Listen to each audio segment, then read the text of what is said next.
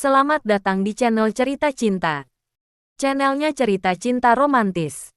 Apa kabar sahabat cerita cinta? Semoga senantiasa diberikan kesehatan. Disclaimer. Cerita ini hanya fiktif. Jika ada kesamaan tokoh, tempat dan cerita, itu hanya kebetulan semata. Tidak ada unsur kesengajaan. Sebelum lanjut mohon dukungannya dengan like dan subscribe dulu. Pelet hitam pemikat sukma. Bagian kelima. Diteruskannya membuka pintu kulkas. Aha, diambilnya sebotol jus lemon dingin dan satu buah gelas kecil. Dibawanya ke taman depan, berharap bisa sedikit mendinginkan suasana. Namun, saat ia bangkit berdiri, kembali sekelebat bayangan terbang melintas. Tampak seperti selembar kain yang berkibar pelan. Ah, siapa sih malam-malam begini ganggu? Kayak kurang kerjaan aja. Ujarnya seraya berlalu pergi, walaupun ia tahu persis ada sesosok makhluk mengawasinya sedari tadi. Berdiri tak jauh dari tempatnya tadi. Dilangkahkannya kaki keluar. Kriet, dibukanya pintu perlahan, berharap tak ada suara yang bisa mengganggu orang lain. Namun, sesaat setelah pintu terbuka, mendadak ia terhenyak, karena di tempat tujuannya tak lagi ada bangku kosong. Nampak sesosok wanita berambut panjang telah mengisinya. Dan di bawah temaram cahaya lampu, terlihat wanita itu menatap jauh entah kemana. Sementara kedua tangan terlihat memainkan rambutnya yang sesekali tertiup angin malam. Sesaat tampak dokter muda itu ragu. Apakah kali ini ia berhadapan dengan manusia? Atau hantu? Tak lagi jelas dalam terang bulan purnama. Jantungnya berdegup kencang. Kakinya gamang melangkah. Apakah ia akan kembali maju?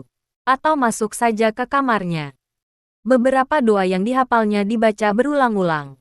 Begitu juga kalung jimat yang dipakainya. Berulang kali diusapnya agar terhindar dari gangguan jin dan sebangsanya. Namun sepertinya tak ada hasil. Sosok itu tetap duduk diam di sana. Tak bergeming sedikit pun. Menyadari ada yang salah, ia segera beringsut mundur dan bersiap masuk kembali ke kamarnya.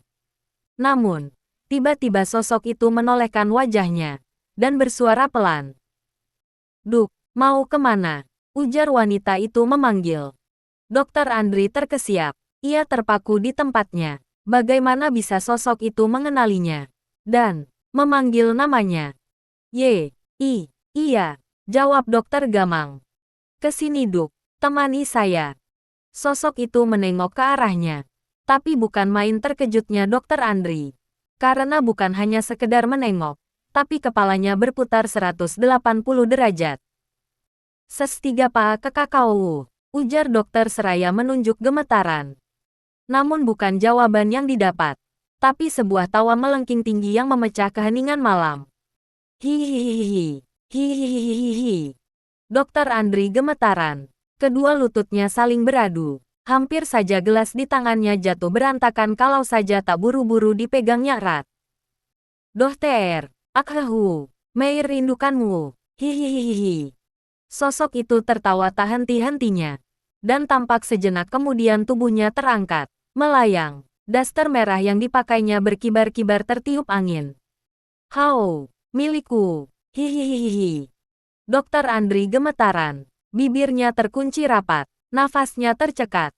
Secepat kilat dokter muda itu berlari sejadi-jadinya. Ditabraknya apa saja yang menjadi penghalang. Meja, kursi, dan berbagai peralatan rumah tangga bertumbangan terkena terjangannya. Terus saja dia berlari dan terus berlari. Namun herannya, seolah dia jalan yang dilaluinya tak berujung. Selalu saja kembali ke arah semula. Hosh, hosh, hosh. Nafasnya memburu. Jantungnya berdegup-degup kencang. Sementara sosok wanita berdaster merah itu terus saja mengikutinya, seolah tak mau melepaskan mangsanya. Diikutinya kemana arah dokter itu melangkah. "Ah, tolong, tolong, tolong," jerit dokter Andri ketakutan. Seolah tak menggubris lolongan dokter itu yang berlari ketakutan. Terus saja sosok merah itu melayang dan mencoba menangkap dokter muda itu. Terlihat tangannya yang bercakar halus siap untuk mencengkeram tubuhnya. Dan sesaat lagi kuku cakar itu mengenai dokter Andri. Tiba-tiba. "Den, bangun Den, Den." Sebuah tepukan keras mengenai punggungnya. Seperti ada energi besar yang tiba-tiba membangunkannya. Dibukanya mata perlahan. Dikuceknya pelan-pelan seraya mengedarkan pandang. Keringat masih bercucuran. Sementara badan dan kakinya gemetaran. "Di mana aku? Di mana aku?" tanya dokter dengan mimik ketakutan. "Minum dulu dok," ujar Yati seraya mengulurkan segelas air. "Mbok, apa yang terjadi sebenarnya Mbok?" tanya dokter Andri lemah. "Entahlah Den, tadi cuma Mbok lihat Aden dokter tertidur di sini seraya berteriak-teriak ketakutan. Lantas Mbok datang ke sini dan membangunkan Aden." "Ada apa sebenarnya Mbok?" tanya Yati lirik.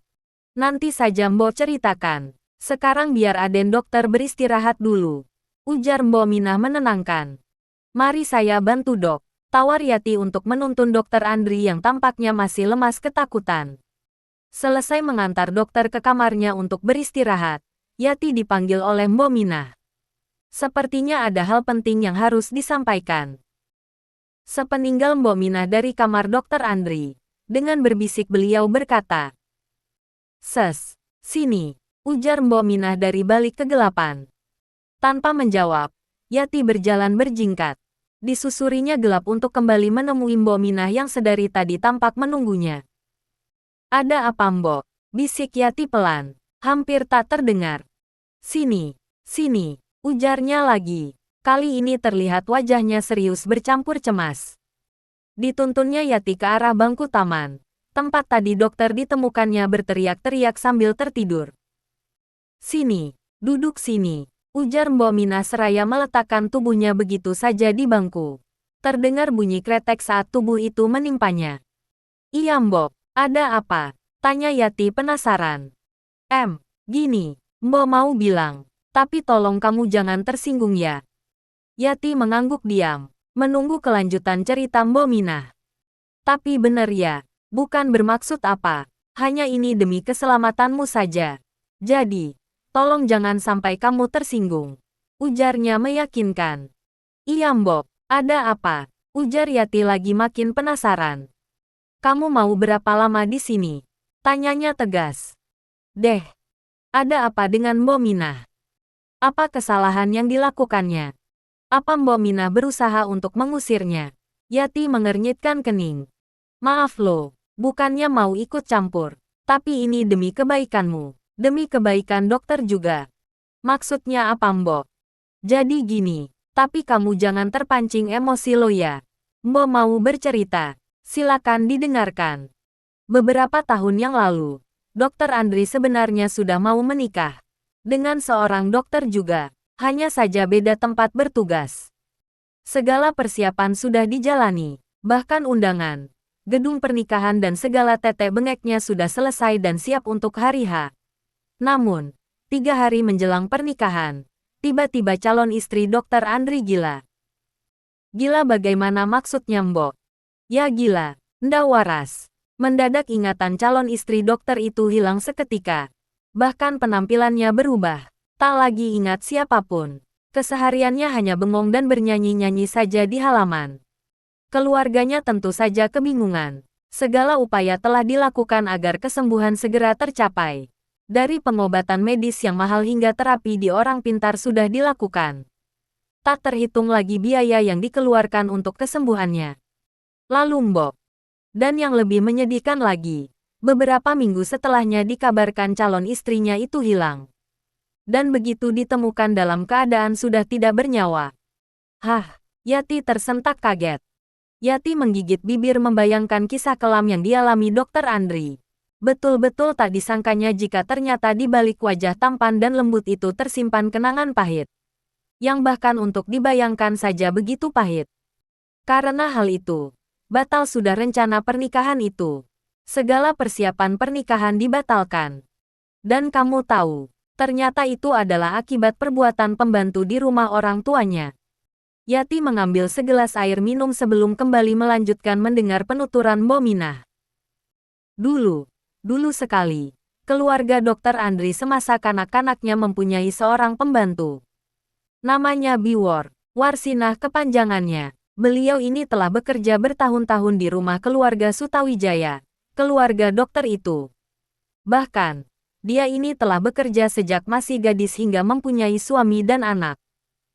Setelah menikah, Biwor tetap bekerja, sedangkan anak dan suaminya tinggal di kampung, di daerah Bogor. Karena begitu lamanya Biwor bekerja, hingga sudah dirasakan seperti keluarga sendiri oleh Dr. Sutawijaya dan istri. Dan tak jarang bila Biwor pulang ke Bogor, ibunya Dr. Andri kerap kali mengirimkan oleh-oleh sembari berujar. "Nih Wor, nitip oleh-oleh buat anakku ya," kata Bu Medi, ibunya Dr. Andri. Biwor yang polos tentu tak paham dengan istilah itu. Lalu dia bertanya, "Anak ibu yang mana ya?" "Ya yang ada di kampungmu, yang diasuh sama suamimu, Melati," ujar Mbah Medi seraya tertawa. "Wah, jadi Melati mau dijadikan anak oleh ibu?" tanya Biwor serius. "Ya nggak apa-apa kan, lagian anakku yang perempuan kan cuma satu. Tentu kalau dua akan lebih rame." "Iya tuh.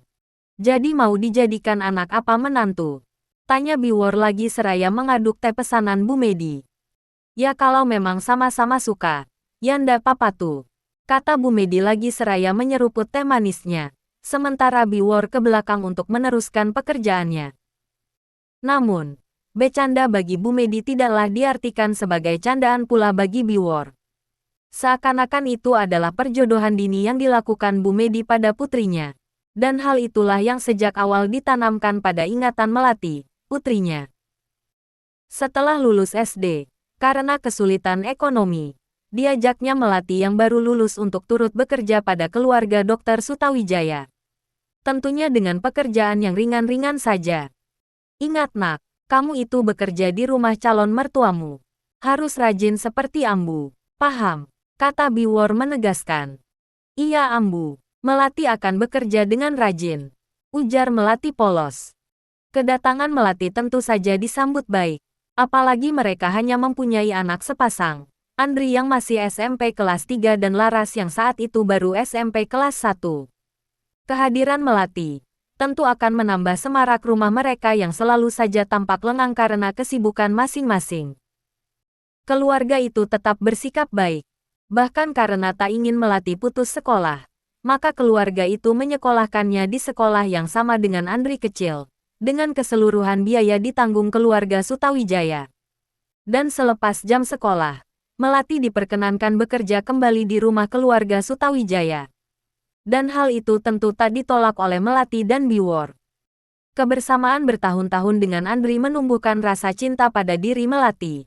Apalagi saat itu Melati sudah memasuki usia remaja, sudah puber. Dan otomatis rasa itu semakin lama terasa semakin dalam. Setiap hari dia selalu membayangkan jika suatu saat nanti dia benar-benar berhasil menikah dengan Andri, sang primadona SMA tunas bangsa. "Ada apa Melati? Kok dari tadi senyum-senyum sendiri?" "Ambu nggak diajak," ujar Biwor memergoki Melati yang tampak senyum-senyum seraya memandang keluar jendela. "Ah, enggak Ambu, enggak apa-apa," ujar Melati tersipu-sipu. "Ah, pasti lagi ngebayangin si tampan Andri ya." "Sudah Melati, nanti juga pasti berjodoh kok. Tunggu saja tanggal mainnya. Kan Bu Medi teh sudah bilang sama Ambu." "Iya Ambu, makasih. Melati sayang Ambu," ujar Melati lagi seraya memeluk ibunya. Namun berbeda dengan Andri, tak dirasakannya rasa yang sama dengan apa yang dirasakan oleh Melati. Dia tetap bersikap normal layaknya teman biasa. Andri bersikap sama tanpa ada yang spesial. Tetap dingin dan cuek. Berkali-kali Melati mencoba memancing Andri, namun tetap saja gagal. Andri, tolongin Melati si A. Melati nggak bisa soal yang ini," ujarnya suatu malam seraya mendekati Andri yang sibuk dengan buku-buku tebalnya. "Yang mana dek?" tanya Andri singkat seraya mengambil buku dari tangan Melati. Dan tak berapa lama selesailah sudah soal yang menjadi alasan Melati untuk berdekatan dengan Andri. Bahkan tak dilirik sedikit pun dandanan Melati yang sudah berusaha semaksimal mungkin agar tampak menarik. "Nah, sudah selesai dek. Nih," ujar Andri menyerahkan buku itu. Tak terlalu sulit baginya yang memang dikenal jenius. Bahkan menjelang tamat SMA pun sikapnya tetap sama. Andri tetap baik. Hanya saja tak bersikap layaknya seorang pria yang menyukai seorang wanita. Namun Melati tetap menyimpan rasa cintanya. Terlebih lagi, saat itu Andri selalu dielu-elukan oleh para gadis di sana, yang tentunya membuat Melati menjadi cemburu padanya. Ambu, rajuk Melati satu hari pada ibunya. Ada apa nak? Tanya Biwor seraya menyelesaikan tugas memasaknya. Sepertinya Andri gak suka aku bu. Nggak suka bagaimana? Apa sikap kamu kurang menyenangkan? Nggak tahu bu, tapi tetap saja tak ada perubahan pada sikapnya. Tetap dingin dan datar saja bu. Bagaimana ini bu? Melati takut perjodohan ini batal bu. Apalagi sekarang Andri sudah kelas 3 SMA. Sebentar lagi lulus. Lalu kuliah. Bagaimana kalau tiba-tiba Andri berpaling pada gadis lain bu? Sejenak Biwor terdiam. Tampak bibirnya komat kamit sejenak. Lalu kembali terdiam. Ada apa Ambu? Gini saja. Bagaimana kalau kita ke orang pintar saja Ambu? Tiba-tiba Biwor menjentikkan jari. Cetak. Itu yang Ambu juga pikirkan. Ternyata kita sejalan Melati. Ujarnya seraya tertawa senang. Bersambung.